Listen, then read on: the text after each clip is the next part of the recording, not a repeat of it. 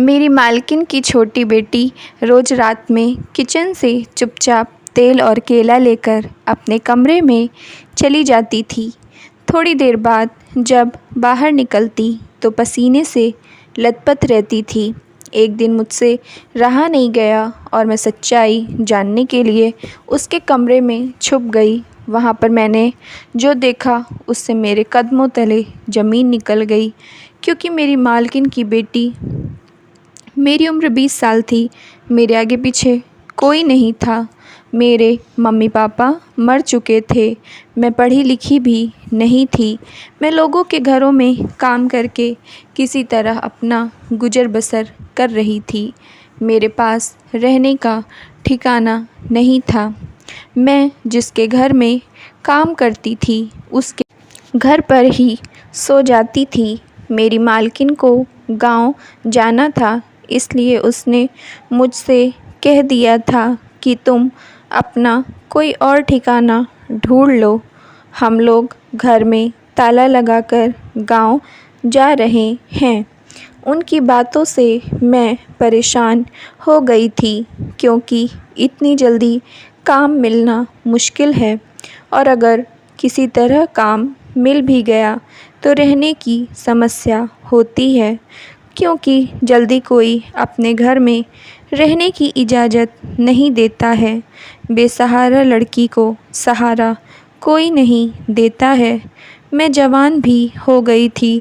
सबके घर में काम करने से भी डर लगता था। पता नहीं किसके घर का कैसा माहौल है। अगले दिन जब मेरी मालकिन चली गई तो मैं एक मंदिर में चली गई। वहीं काफ़ी देर तक बैठी रही। सब लोग आ जा रहे थे। दूसरा दिन भी आ गया। मैं भगवान से दुआ मांग रही थी कि मुझे कोई सहारा दे दो। मैं कब तक यहाँ बैठी रहूँगी। शायद भगवान ने मेरी सुन लिया। एक औरत मेरे पास आई। वह बोली, तुम यहाँ कल से अकेले क्यों बैठी हो? तुम्हारा घर कहाँ है? मैंने कहा, मेरा इस दुनिया में कोई नहीं है। मैं अकेली हूँ। मेरा घर भी नहीं है। वह बोली, इससे पहले तुम कहाँ रहती थी? मैंने कहा, मैं एक घर में काम करती थी। मेरी मालकिन घर में ताला लगाकर गांव चली गई है। अब न मेरे पास काम है, न रहने का ठिकाना है। वह बोली, तुम मेरे घर चलो, मुझे काम वाली की ज़रूरत है। मैंने उससे पूछा कि आपके घर में कौन कौन रहता है? तो वह बोली, मैं, मेरी 2 बेटियाँ। मैंने पूछा, आपके पति कहाँ रहते हैं? तो वह बोली, मेरे पति विदेश में रहते हैं। वह साल 2 साल में कभी कभार आते हैं। मैंने सोचा कि ठीक है, यहाँ रहने से अच्छा है कि इस औरत के घर चली जाऊं। वैसे भी ज़माना बहुत ख़राब है। मैं अपनी नई मालकिन के साथ अपना सामान लेकर उनके घर चली आई। उनकी 2 बेटियां थीं। दोनों बहुत खूबसूरत थीं। मैं तो उन लड़कियों को देखते ही रह गई थी। भगवान ने क्या फ़ुर्सत से बनाया था। बड़ी बेटी 17 साल की थी और छोटी 14 साल की थी। मालकिन ने मुझे मेरा कमरा दिखाया। मैंने वहाँ अपना सामान रख लिया। मेरा काम मुझे समझा दिया कि कब क्या करना है। उनकी बातें मैंने ध्यान से समझ लिया। उनकी दोनों बेटियां स्कूल में पढ़ती थीं। सुबह जल्दी उठकर नाश्ता बनाना होता था, फिर घर के बाकी सारे काम करने होते थे।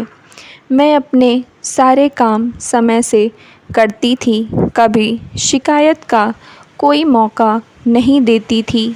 मेरी मालकिन को मेरा काम बहुत पसंद था। वह सबसे मेरे काम की तारीफ़ करती थी। मेरी मालकिन बहुत तेज स्वभाव की औरत थी और उनकी बेटियां एक दूसरे से बिल्कुल अलग थीं। बड़ी बेटी बहुत चंचल थी, सबसे बातें करती थी, सबसे घुल मिल जाती थी। लेकिन वहीं छोटी बेटी जो कि अभी सिर्फ 14 साल की थी, बेहद गंभीर, शांत स्वभाव की लड़की थी। लेकिन उनकी दोनों बेटियां कभी मुझसे बात नहीं करती थीं, क्योंकि शायद मैं उस घर की नौकरानी थी, इसलिए वे लोग मुझसे नहीं बोलती थीं। घर बड़ा था, सबके अलग-अलग कमरे थे। मेरी मालकिन ज़्यादा अपनी बेटियों पर ध्यान नहीं देती थी कि कौन क्या कर रही है। वह सिर्फ़ अपनी खूबसूरती पर ध्यान देती थी।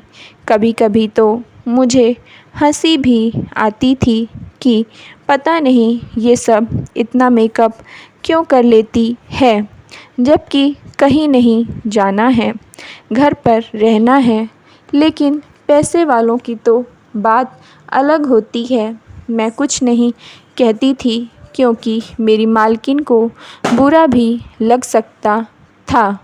बड़ी बेटी हर समय मोबाइल में बात करती रहती थी। छोटी बेटी ज़्यादातर अपना समय अपने कमरे में बंद रहती थी, बहुत कम बाहर निकलती थी और मालकिन अपने फ़ैशन में रहती थी।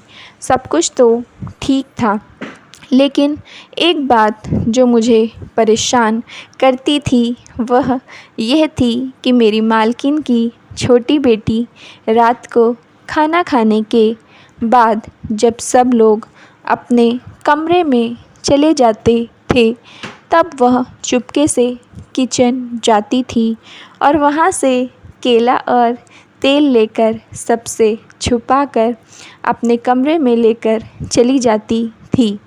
वह ऐसा रोज़ करती थी और जब 1 घंटे के बाद कमरे से बाहर निकलती थी तो पसीने से लथपथ रहती थी। मैं सोचती थी कि अभी यह छोटी बच्ची है, लेकिन उसकी हरकतों से मैं हैरान रह गई थी, क्योंकि अभी उसकी उम्र सिर्फ़ 14 साल थी। मेरे मन में उसके लिए अजीब-अजीब ख़्याल आते थे। जब रोज़-रोज़ मैं यही सब देखने लगी तो मुझे मालकिन की छोटी बेटी के बंद कमरे का राज़ जानने की उत्सुकता बढ़ गई। मैं जानती थी यह गलत है, फिर भी मैंने सोचा कि मैं सच्चाई जानकर ही रहूँगी। रात को जब सब लोग खाना खाकर अपने कमरे में चले गए तो मेरी मालकिन की छोटी बेटी अपने कमरे का दरवाज़ा खोलकर बाहर आई। मैं समझ गई कि वह किचन जा रही है। मैं जल्दी से उसके कमरे में जाकर छुप गई। आज तो मैं सच्चाई जानकर ही रहूँगी। मैं उसके कमरे में अलमारी के पीछे छुप गई। जब वह कमरे में आई तो तेल और केला लेकर बाथरूम में घुस गई। मैं उसका इंतज़ार करती रही कि वह बाहर कब आएगी। लगभग 1 घंटे बाद वह रोते-रोते पसीने से लथपथ बाथरूम से बाहर निकली। उसे देखकर मैं ठिठक गई। पहले सोचा कि पूछूं, क्या बात है, क्यों रो रही है? लेकिन बिना किसी बात को जाने समझे ऐसे नहीं पूछ सकती थी। जब वह कमरे से बाहर निकली, मैं भी उसके पीछे चुपके से बाहर निकल आई। मैं आज सच्चाई नहीं जान सकी थी। इस बात का मुझे अफ़सोस था, लेकिन मुझे उसका रोना बर्दाश्त नहीं हो रहा था। इसलिए अगले दिन फिर से जब मेरी मालकिन की छोटी बेटी किचन में तेल और केला लेने गई तो मैं उसके कमरे में घुस गई। जैसे ही मैंने उसके बाथरूम का दरवाज़ा खोला तो मैं दंग रह गई। मेरे होश उड़ गए। वह बाथरूम से बाहर जाने के लिए दरवाज़ा लगा हुआ था। वहाँ पर एक आदमी को देखकर मेरी चीखें निकल गई। तब तक वह लड़की आ गई। उसने मेरा मुँह बंद करके कहा, प्लीज़ चिल्लाओ नहीं, मैं कुछ गलत नहीं कर रही हूँ। उसने मेरे मुंह से हाथ हटाया, मुझसे विनती करने लगी कि दीदी इन सब के बारे में मम्मी को नहीं बताना। मैंने कहा, तुम ऐसा वैसा काम ही क्यों कर रही हो? उसने कहा, मेरा विश्वास करो, मैं सचमुच कुछ गलत नहीं कर रही। मैंने पूछा, तो फिर ये आदमी कौन है? उसकी बातों से तो मैं अचंभित रह गई। उसने कहा, यह आदमी मेरे दादाजी हैं। मैंने कहा, तो ये यहाँ पर क्या कर रहे हैं?